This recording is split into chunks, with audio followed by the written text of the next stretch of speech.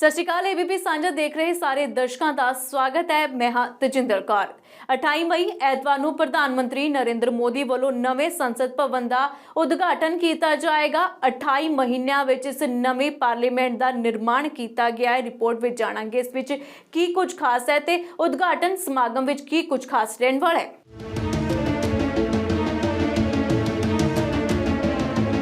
संसद भवन ਇਹ ਉਹ ਥਾਂ ਹੈ ਜਿੱਥੇ ਹੁੰਦੀ ਹੈ जनता ਦੇ ਮੁੱਦਿਆਂ ਦੀ ਗੱਲ, ਜਿੱਥੋਂ ਤੈਅ ਹੁੰਦੀ ਹੈ ਦੇਸ਼ ਦੇ ਭਵਿੱਖ ਦੀ ਦਿਸ਼ਾ। ਪਰ ਹੁਣ ਦੇਸ਼ ਦੇ ਭਵਿੱਖ ਨੂੰ ਦਿਸ਼ਾ ਦੇਣ ਵਾਲੇ ਸੰਸਦ ਭਵਨ ਦੀ ਨਵੀਂ ਇਮਾਰਤ ਬਣ ਕੇ ਤਿਆਰ ਹੋ ਚੁੱਕੀ ਹੈ, ਜਿਸ ਦਾ ਉਦਘਾਟਨ ਪ੍ਰਧਾਨ ਮੰਤਰੀ ਨਰਿੰਦਰ ਮੋਦੀ 28 ਮਈ ਨੂੰ ਕਰਨਗੇ। 60,000 ਕਾਮਿਆਂ ਨੇ ਇਸ ਵਿਸ਼ਾਲ ਸੰਸਦ ਭਵਨ ਦਾ ਨਿਰਮਾਣ ਕੀਤਾ ਹੈ, ਜਿਨ੍ਹਾਂ ਨੂੰ ਪ੍ਰਧਾਨ ਮੰਤਰੀ ਦੇ ਵੱਲੋਂ ਸਨਮਾਨਿਤ ਕੀਤਾ ਜਾਵੇਗਾ। आज़ादी के अमृत महोत्सव के अवसर पर देश के प्रधानमंत्री जी 28 मई को संसद का नवनिर्मित भवन राष्ट्र को समर्पित करेंगे। एक प्रकार से ये नया संसद भवन प्रधानमंत्री जी की दूरदर्शिता का प्रमाण है,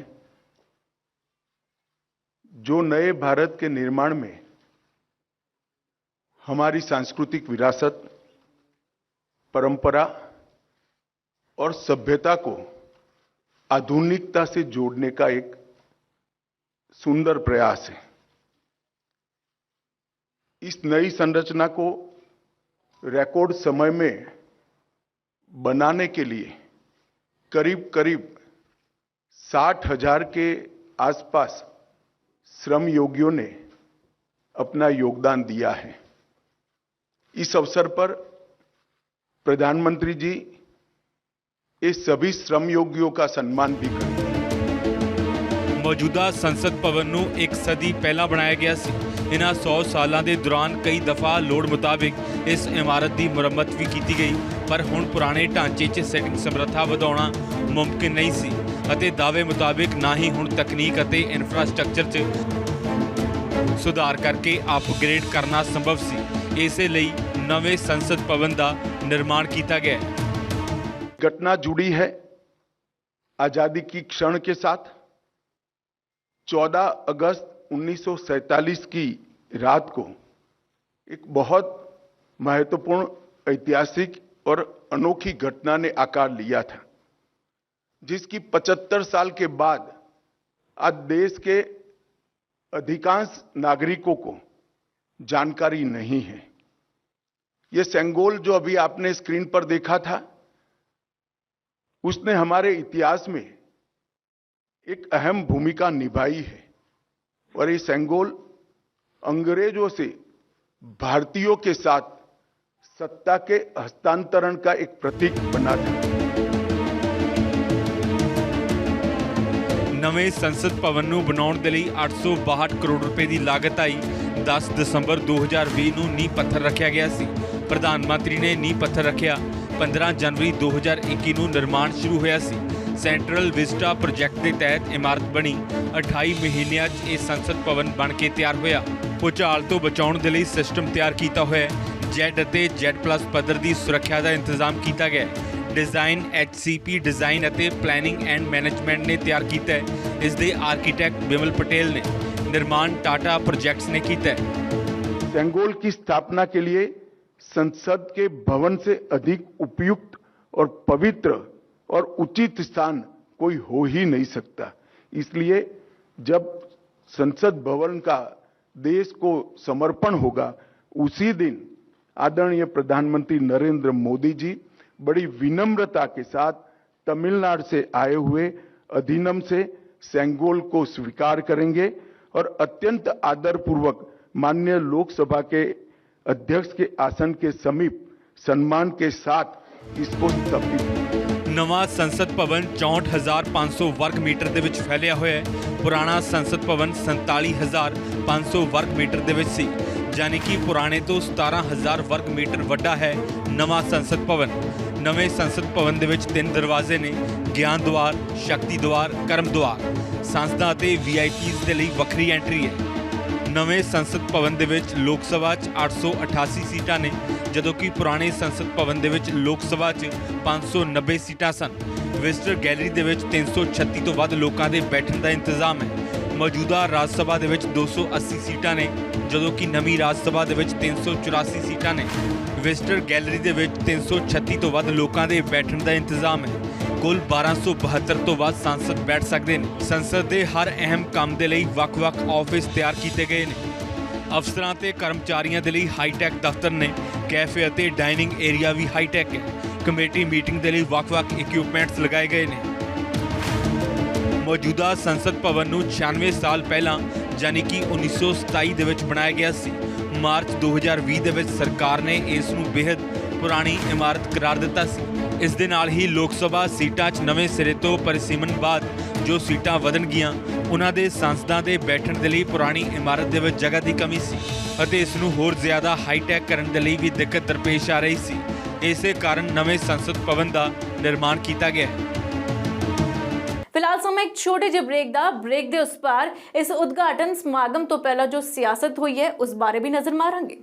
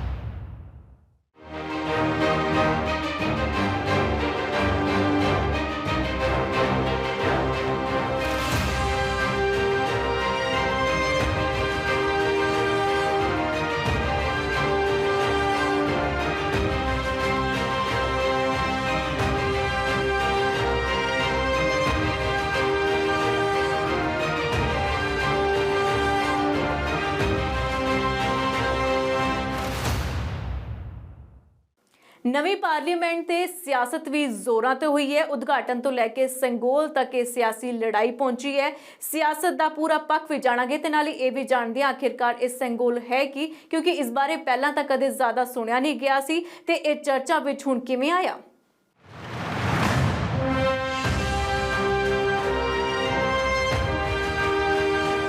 ਇਹ ਦੁਨੀਆ ਦੇ ਸਭ ਤੋਂ ਵੱਡੇ ਲੋਕਤੰਤਰ ਦਾ ਦੁਆਰ ਹੈ, ਜਿਸ ਦੀ ਬਦਲੀ ਗਈ ਹੈ ਨੁਹਾਰ। 28 ਮਈ ਨੂੰ ਪ੍ਰਧਾਨ ਮੰਤਰੀ ਨਰਿੰਦਰ ਮੋਦੀ ਨਵੇਂ ਸੰਸਦ ਭਵਨ ਦਾ ਉਦਘਾਟਨ ਕਰਨਗੇ। ਇਸ ਲਈ ਖਾਸ ਤਿਆਰੀਆਂ ਕੀਤੀਆਂ ਗਈਆਂ ਨੇ। ਦਿੱਲੀ ਟ੍ਰੈਫਿਕ ਪੁਲਿਸ ਦੇ ਵੱਲੋਂ ਐਡਵਾਈਜ਼ਰੀ ਜਾਰੀ ਕੀਤੀ ਗਈ ਹੈ। ਪੁਲਿਸ ਨੇ ਲੋਕਾਂ ਨੂੰ ਨਵੀਂ ਦਿੱਲੀ ਦੇ ਇਲਾਕੇ ਦੇ ਵਿੱਚ ਘੱਟ ਆਉਣ ਦੀ ਸਲਾਹ ਦਿੱਤੀ ਹੈ। ਐਤਵਾਰ ਨੂੰ ਸਵੇਰੇ 7:30 ਤੋਂ 8:30 ਵਜੇ ਦੇ ਦਰਮਿਆਨ ਹਵਨ ਤੇ ਪੂਜਾ ਹੋਵੇਗੀ। ਪ੍ਰਧਾਨ ਮੰਤਰੀ ਨਰਿੰਦਰ ਮੋਦੀ, ਲੋਕ ਸਭਾ ਸਪੀਕਰ ਅਤੇ ਹੋਰ ਮੰਤਰੀ ਮੌਜੂਦ ਰਹਿਣਗੇ। ਸਵੇਰੇ 8:30 ਵਜੇ ਤੋਂ 9 ਵਜੇ ਦੇ ਦਰਮਿਆਨ ਲੋਕ ਸਭਾ ਅੰਦਰ ਸੈਂਗੋਲ ਸਥਾਪਿਤ ਕੀਤਾ ਜਾਏਗਾ। ਸਵੇਰੇ 9 ਵਜੇ ਤੋਂ 9:30 ਵਜੇ ਦਰਮਿਆਨ ਪ੍ਰਾਰਥਨਾ ਸਭਾ ਹੋਵੇਗੀ। ਦੁਪਹਿਰ 12 ਵਜੇ ਤੋਂ ਬਾਅਦ ਰਾਸ਼ਟਰਗਾਨ ਨਾਲ ਦੂਜਾ ਪੜਾਅ ਸ਼ੁਰੂ ਹੋਵੇਗਾ। 2 ਸ਼ਾਰਟ ਫਿਲਮਾਂ ਦੀ ਸਕਰੀਨਿੰਗ ਵੀ ਕੀਤੀ ਜਾਏਗੀ। ਡਿਪਟੀ ਚੇਅਰਮੈਨ, ਰਾਸ਼ਟਰਪਤੀ, ਉਪ ਰਾਸ਼ਟਰਪਤੀ ਦਾ ਸੰਬੋਧਨ ਹੋਵੇਗਾ। ਰਾਜ ਸਭਾ ਦੇ ਵਿੱਚ ਵਿਰੋਧੀ ਧਿਰ ਦੇ ਲੀਡਰ ਅਤੇ ਲੋਕ ਸਭਾ ਸਪੀਕਰ ਦਾ ਵੀ ਸੰਬੋਧਨ ਹੋਵੇਗਾ। ਸਿੱਕੇ ਅਤੇ ਸਟੈਂਪ ਰਿਲੀਜ਼ ਕੀਤੇ ਜਾਣਗੇ ਤੇ ਆਖਿਰ ਦੇ ਵਿੱਚ ਪ੍ਰਧਾਨ ਮੰਤਰੀ ਨਰਿੰਦਰ ਮੋਦੀ ਸੰਬੋਧਨ ਕਰਨਗੇ। 16 ਏਕੜ 'ਚ ਬਣੀ ਨਵੀਂ ਪਾਰਲੀਮੈਂਟ ਬਿਲਡਿੰਗ ਸ਼ਾਨਦਾਰ ਹੈ, ਹਾਲਾਂਕਿ ਇਸ ਦੀ ਸਿਆਸਤ ਵੀ ਜ਼ੋਰਦਾਰ ਹੈ। ਪਹਿਲਾਂ ਜੋ ਲੜਾਈ ਨਵੀਂ ਸੰਸਦ ਦੇ ਉਦਘਾਟਨ ਤੇ ਸੀ, ਹੁਣ ਉਹ ਸੈਂਗੋਲ ਤੱਕ ਆ ਪਹੁੰਚੀ ਹੈ। ਵਿਰੋਧੀਆਂ ਦੀ ਦਲੀਲ ਹੈ ਕਿ ਰਾਸ਼ਟਰਪਤੀ ਤੋਂ ਉਦਘਾਟਨ ਕਿਉਂ ਨਹੀਂ ਕਰਵਾਇਆ ਜਾ ਰਿਹਾ, ਆਦੀਵਾਸੀ ਮਹਿਲਾ ਰਾਸ਼ਟਰਪਤੀ ਨੂੰ ਨਿਯੋਤਾ ਕਿਉਂ ਨਹੀਂ ਦਿੱਤਾ ਗਿਆ। ਹਾਲਾਂਕਿ ਨਵੇਂ ਸੰਸਦ ਭਵਨ ਦਾ ਉਦਘਾਟਨ ਰਾਸ਼ਟਰਪਤੀ ਤੋਂ ਕਰਵਾਏ ਜਾਣ ਦੀ ਮੰਗ ਵਾਲੀ ਪਟੀਸ਼ਨ 26 ਮਈ ਨੂੰ ਸੁਪਰੀਮ ਕੋਰਟ ਨੇ ਸੁਣੀ ਨਹੀਂ ਸੀ। ਹਾਲਾਂਕਿ ਇਸ ਮਸਲੇ ਤੇ ਸਿਆਸਤ ਬਿਨਾਂ ब्रेक जारी है। सुप्रीम कोर्ट ने नहीं हस्तक्षेप किया, वो अलग विषय है, और जो राजनीतिक लड़ाई है वो एक अलग लड़ाई है। और लड़ाई हमारी इस बात के लिए है कि भारत के आदिवासी समाज, दलित समाज, SC ST को, वंचित समाज को आपने अपमानित किया है। महामहिम राष्ट्रपति को नहीं बुलाया आपने, और ऐसा पहली बार नहीं किया, 3 बार किया मोदी जी ने। एक बार राम मंदिर के शिलान्यास में, दूसरी बार नई संसद के शिलान्यास में, तीसरी बार नई संसद के उद्घाटन में। हमारे देश के जो राष्ट्रपति होते हैं वो सर्वोच्च पद है उनका, और एक तरह से वो सदन के संरक्षक भी हैं। और सदन का उद्घाटन होने जा रहा है नए सदन का, उसका इससे पहले जब उसका शिलान्यास हुआ था तब भी राष्ट्रपति को एक तरह से नकारा गया था, या ये उनका अधिकार था, उनके अधिकार को नकारा गया था प्रधानमंत्री नरेंद्र मोदी के द्वारा। और ये बिल्कुल एक सस्ती शोहरत के लिए काम मोदी जी करते हैं, क्योंकि वो हर जगह नेम प्लेट अपना चाहते हैं कि मेरा नेम प्लेट होना चाहिए, मेरा नाम होना चाहिए। जिन्होंने महामहिम राष्ट्रपति जी का अपमान किया, राष्ट्रपति महोदया के खिलाफ जिन्होंने न सिर्फ वोट दिया बल्कि राष्ट्रपति जी की उपाधि प्राप्त करने के बाद जिन्होंने सतत राष्ट्रपति जी का अपमान किया, आज वो उनकी दुहाई देते हैं। नई पार्लियामेंट बिल्डिंग के इनॉग्रेशन का बहिष्कार देश के नागरिकों का बहिष्कार है।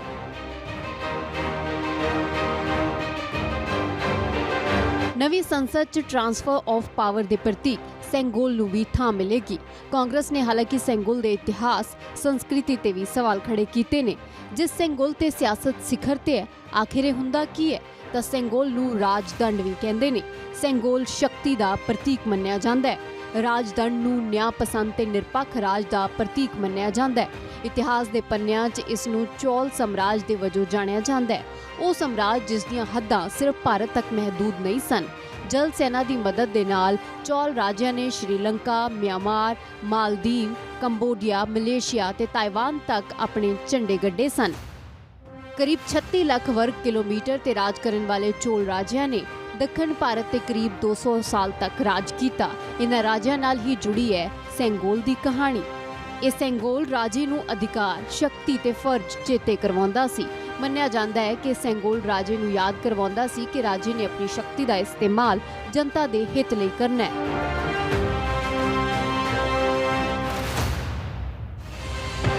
ਚੋਲ ਸਾਮਰਾਜ 'ਚ ਟ੍ਰਾਂਸਫਰ ਆਫ ਪਾਵਰ ਦੀ ਵਿਧੀ ਤੈਅ ਹੁੰਦੀ ਸੀ। ਜਨਤਾ ਦੀ ਮੌਜੂਦਗੀ 'ਚ ਵਿਧੀ ਦੇ ਮੁਤਾਬਿਕ ਸੈਂਗੋਲ ਰਾਜਾ ਨੂੰ ਦਿੱਤਾ ਜਾਂਦਾ ਸੀ ਅਤੇ ਹੁਣ ਇਹੀ ਰਾਜਦੰਡ ਦੇਸ਼ ਦੀ ਸੰਸਦ 'ਚ ਲੋਕ ਸਭਾ ਸਪੀਕਰ ਦੀ ਕੁਰਸੀ ਕੋਲ ਸਥਾਪਿਤ ਕੀਤਾ ਜਾਏਗਾ। वो प्रतीक है भारत की लोकतांत्रिक आजादी का। उस प्रतीक को, जो हमारे स्वर्णिम इतिहास का एक विशिष्ट अंग है, गांधी खानदान ने एक म्यूजियम के किसी अंधेरे कोने में नेहरू जी की छड़ी के रूप में वर्षों वर्ष तक रख रखा था। आस्था, लोकतंत्र, संवैधानिक प्रणाली की एक विशिष्ट प्रमाण को इस प्रकार से वॉकिंग स्टिक बताना क्या ये नहीं दर्शाता कि गांधी खानदान वाकई में हमारे देश के इतिहास, हमारे देश के लोकतंत्र के बारे में क्या सोचता है? इसलिए गांधी खानदान का खुद और खुद से संबद्ध लोगों को प्रेरित करना कि वो नए राष्ट्रपति भवन, नए जो पार्लियामेंट है उसके इनॉग्रेशन का विरोध करें, ये हमारे लिए कोई सरप्राइजिंग बात नहीं है। 10 ਦਸੰਬਰ 2020 ਨੂੰ ਪੀਐਮ ਨਰਿੰਦਰ ਮੋਦੀ ਨੇ ਪੁਰਾਣੇ ਸੰਸਦ ਭਵਨ ਦੇ ਠੀਕ ਸਾਹਮਣੇ ਨਵੇਂ ਸੰਸਦ ਭਵਨ ਦਾ ਨੀਂਹ ਪੱਥਰ ਰੱਖਿਆ ਸੀ ਤੇ ਉਦੋਂ ਤੋਂ ਇਸ ਮੁੱਦੇ ਤੇ ਸਿਆਸਤ ਵੀ ਜਾਰੀ ਹੈ, ਜੋ ਆਉਣ ਵਾਲੇ ਕਈ ਦਹਾਕਿਆਂ ਤੱਕ ਜਾਰੀ ਰਹਿਣੀ ਤੈਅ ਹੈ।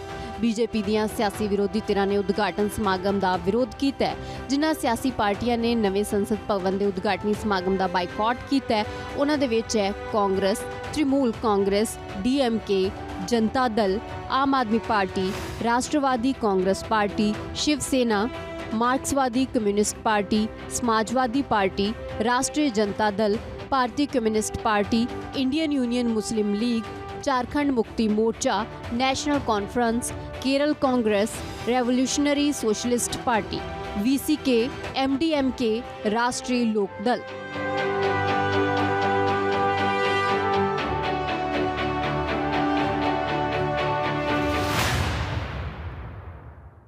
पार्लियामेंट वर्ग के बिल्डिंग का, तो देखिए ये कोई क्या ज़रूरत है बोलिए?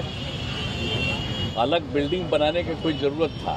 हम तो दिल्ली जो गए हैं सब लोगों से ऐसे भी हम किए। और शुरू में भी बात हो रहा था कि बन रहा है, ये हो रहा है, तो हमको तो अच्छा नहीं लग रहा था कि जो इतिहास है, अरे आज़ादी हुई तो जो चीज़ पर फिर जहाँ पर से शुरुआत हो गया तो उसी को और विकसित कर देना चाहिए। अलग से नया बनाने का कोई मतलब नहीं। क्या पुराना इतिहास से बदल दीजिएगा तो बेकार चीज़। खैर अब अन्य पार्टियाँ तो और कारण से राष्ट्रपति जी को नहीं बुला करके ये करे, वो सब जो भी कारण है, लेकिन हमसे पूछिएगा तो हमको तो बड़ा ये लगता है कि उसकी क्या ज़रूरत थी अलग करने का। जो था बिल्डिंग उसी को न करना चाहिए था। जैसा आज जो इतिहास है उसको भुला दीजिएगा क्या? कल होकर के इसको ख़त्म कर दीजिएगा तो क्या पता चलेगा? तो आप जान लीजिए अब जो शासन में आजकल हैं, हम बराबर कह रहे हैं, उस सारे इतिहास को बदल देंगे। आज़ादी की लड़ाई के इतिहास को बदल देंगे। हम लोग तो एक एक चीज़ को मानते रहते हैं, देख लीजिए। में एक नई संसद की सबको जरूरत थी और ये मांग एक लंबे समय से चलती आई है और आज इस मांग को जब पूरा हुआ है, एक नए पड़ाव की ओर भारत बढ़ रहा है। एक इतिहास में एक नया पड़ाव हम लोग दर्ज करने जा रहे हैं और ऐसे में आप लोग इसका विरोध कर रहे हैं, विपक्ष इसका विरोध कर रहा है। किस बात को लेकर विरोध कर रहे हैं भाई? आप एक व्यक्ति विशेष का विरोध करते करते आप संस्थाओं का विरोध करने लग गए हैं। और लोकतंत्र की सबसे बड़ी संस्था जहां पर देश हित को लेकर नीतियां बनाई जाती हैं, जन समस्याओं का समाधान जहां पर निकाला जाता है, उसको लेकर ये लोग राजनीति करेंगे। ਵਿਰੋਧੀਆਂ ਦੇ ਬਾਈਕਾਟ ਤੇ ਅਤੇ ਖਾਸ ਕਰਕੇ ਕਾਂਗਰਸ ਵੱਲੋਂ ਜਤਾਏ ਜਾ ਰਹੇ ਵਿਰੋਧ ਤੇ ਬੀਜੇਪੀ ਵੀ ਉਦਾਹਰਨਾਂ ਦੇ ਕੇ ਤਲਖ ਜਵਾਬ ਦੇ ਰਹੀ है। वो इस बात को भूल जाते हैं कि देश हो या मुल्क हो, वो संविधान से चलता है। और जब आपने एक व्यक्ति को या एक महिला को आपने राष्ट्रपति का पद सौंपा है और वो इलेक्ट हुई हैं, तो उनको वो तमाम मर्यादा भी मिलनी चाहिए, उनको तमाम वो सम्मान और इज्जत भी मिलनी चाहिए। कैसे शर्म नहीं आती है इस प्रकार का ये कवायद करते हुए या इस प्रकार का शगुफा उड़ाते हुए। पार्लियामेंट हाउस एनेक्सी का उद्घाटन किसने किया था? इंदिरा गांधी ने किया था। ये पार्लियामेंट हाउस कॉम्प्लेक्स का एक इंटीग्रल पार्ट। पार्लियामेंट लाइब्रेरी का फाउंडेशन स्टोन किसने ले किया था? राजीव गांधी ने ले किया था। ये परिवार के बाहर इनको कुछ पछता नहीं। उस समय ये लोग बात नहीं उठाए थे। ये पार्लियामेंट लाइब्रेरी हो या पार्लियामेंट हाउस एनेक्सी हो, ये सब पार्लियामेंट कॉम्प्लेक्स के एक इंटीग्रल पार्ट होते हैं। उसमें तो किसी ने बात नहीं उठाई। आइए लोग आज बात कर रहे हैं। ये देखिए तमिलनाडु असेंबली, उसका जो ओपनिंग है वो गवर्नर ने थोड़े किया था, मनमोहन सिंह ने किया था। आज सोनिया गांधी को ले गए थे। सोनिया गांधी कौन थी साहब? असेंबली बिल्डिंग का ये ओपनिंग करने के लिए। इन लोगों को लगता है कि हम साहब राजा महाराजा हैं और ये साहब ये गद्दी है, ये हमारा है। भूल जाइए साहब, ये भारत स्वतंत्र भारत है और ये किसी का उपनिवेश नहीं है। ਸਿਆਸੀ ਖਿੱਚੋਤਾਣ ਦੇ ਦਰਮਿਆਨ ਨਵੀਂ ਸੰਸਦ ਦੇ ਉਦਘਾਟਨ ਦੀਆਂ ਤਿਆਰੀਆਂ ਜ਼ੋਰਾਂ ਤੇ ਨੇ। ਸੰਸਦ ਦਾ ਨਵਾਂ ਭਵਨ ਦਿੱਲੀ ਦੀ ਖੂਬਸੂਰਤੀ ਹੋਰ ਵਧਾ ਰਿਹਾ ਹੈ। ਇਸੇ ਦੌਰਾਨ ਪ੍ਰਧਾਨ ਮੰਤਰੀ ਨਰਿੰਦਰ ਮੋਦੀ ਨੇ ਵੀ ਦੇਸ਼ ਵਾਸੀਆਂ ਨੂੰ ਟਵੀਟ ਕਰਕੇ ਇੱਕ ਖਾਸ ਅਪੀਲ ਕੀਤੀ ਹੈ। ਸੰਸਦ ਦਾ ਨਵਾਂ ਭਵਨ ਹਰ ਭਾਰਤੀ ਦਾ ਮਾਣ ਹੈ। ਇਹ ਵੀਡੀਓ ਬਿਲਡਿੰਗ ਦੀ ਇੱਕ ਝਾਂਕੀ ਪੇਸ਼ ਕਰਦੀ ਹੈ। ਮੈਂ ਖਾਸ ਬੇਨਤੀ ਕਰਦਾ ਹਾਂ ਕਿ ਆਪਣੀ ਆਵਾਜ਼ ਵਿੱਚ ਇਸ ਵੀਡੀਓ ਦੀ ਵਿਆਖਿਆ ਕਰੋ ਅਤੇ ਵੀਡੀਓ ਸਾਂਝੀ ਕਰੋ ਜੋ ਤੁਹਾਡੀਆਂ ਭਾਵਨਾਵਾਂ ਨੂੰ ਦਰਸਾਏ। ਮੈਂ ਕੁਝ ਵੀਡੀਓਜ਼ ਨੂੰ ਰੀਟਵੀਟ ਕਰਾਂਗਾ ਅਤੇ #myparliament mypride ਇਸਤੇਮਾਲ ਕਰਨਾ ਨਾ ਭੁੱਲਣਾ।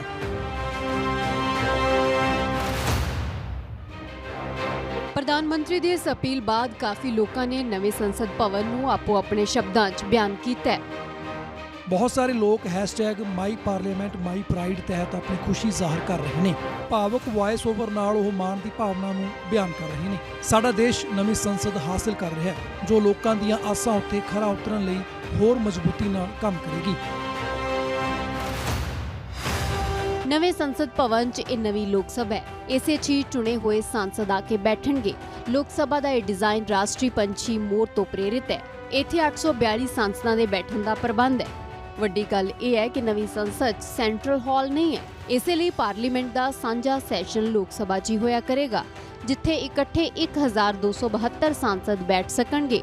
ਨਵੀਂ ਰਾਜ ਸਭਾ 'ਚ 484 ਸਾਂਸਦਾਂ ਦੇ ਬੈਠਣ ਦੀ ਥਾਂ ਹੈ। ਰਾਜ ਸਭਾ ਦੀ ਕਾਰਵਾਈ ਦੇਖਣ ਦੇ ਲਈ ਵੱਡੀਆਂ ਦਰਸ਼ਕ ਗੈਲਰੀਜ਼ ਵੀ ਬਣਾਈਆਂ ਗਈਆਂ ਨੇ। ਇਸ ਸੰਸਦ ਦਾ ਬਲੂਪ੍ਰਿੰਟ 2019 'ਚ ਬਣਾਇਆ ਗਿਆ ਸੀ ਜੋ ਹੁਣ ਬਿਲਕੁਲ ਤਿਆਰ ਹੈ। ਪੁਰਾਣੀ ਸੰਸਦ ਗੋਲਾਕਾਰ ਹੈ, ਜਦੋਂ ਕਿ ਨਵੀਂ ਸੰਸਦ ਨੂੰ ਆਰਕੀਟੈਕਟ ਬਿਮਲ ਪਟੇਲ ਨੇ ਟ੍ਰਾਇੰਗਲ ਰੂਪ ਦਿੱਤਾ ਹੈ। ਇਸ ਨਵੀਂ ਸੰਸਦ ਬਿਲਡਿੰਗ 'ਚ ਆਧੁਨਿਕਤਾ ਦੇ ਨਾਲ-ਨਾਲ ਵਿਰਾਸਤ ਦਾ ਵੀ ਖਿਆਲ ਰੱਖਿਆ ਗਿਆ ਹੈ।